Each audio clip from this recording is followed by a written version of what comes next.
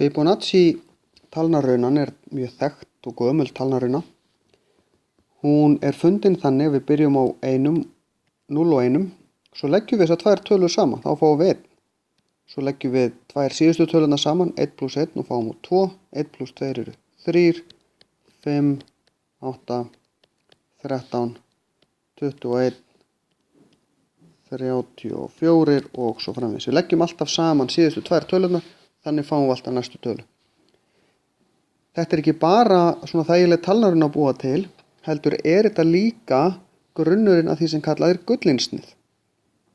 Ef við byrjum á kassa sem er með hliðarlengdina 1 og teiknum svo við hann annan sem er með hliðarlengdina 2 og svo 3, 1 svona og svo 2 og svo 3 og svo 5 og svo framvegis, þá er hlutfallið alltaf á milli, sem sagt næsta kassa fyrir ofan, það er það bil gullinsniðs hlutfallið.